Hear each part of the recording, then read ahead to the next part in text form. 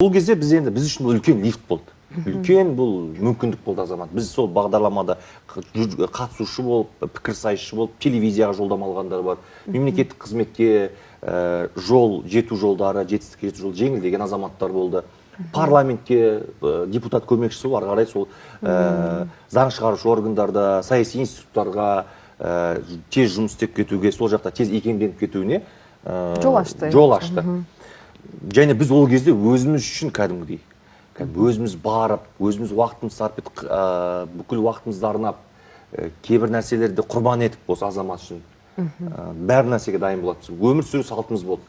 Қазіргі пікірсайысшы мінекей 15 жылдан кейін эфирге қайта оралды азамат. Өте керемет, қуанышты. Және бұл ақпарат шыққан кезде мен көзіме жас еріксіз келді. Және бұл кеше азамат бағдарламасын жүргізіп отырған кезде, алғашқы бағдарламасында мен ортаға бірінші студентті шақырып сөз берген кезде, ол бұрынғы азаматтың форматы бойынша сөйлей бастап, амандаса бастаған кезде көз алдыңа бәрі кадрлар. Көңіл босап кетті. Ана жерде отырамай. Қазір не өзгерген?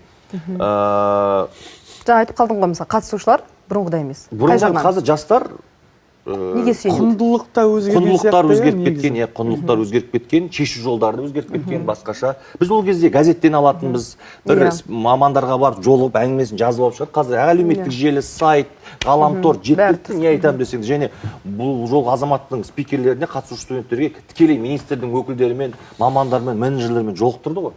Осы тақырып бойынша зерттеулерге. Ғаламторды айтпаған кезде. Бұл бір. Екіншіден, бұларды кәдімгідей келді, орналастырды, қонақ үйге жайғастырды, тамақтандырды. Құрметті қонақ ретінде жеңімпаздарға ақшалай сыйлықтар берді. Бұл эфир бар. Не керек, рахат. Біздің кезімізде ондай ештеңе жоқ еді ғой. Біз нағыз студенттің кебін кидік дейсің ғой. Келгенімізге қуанатын едік қой, мысалы.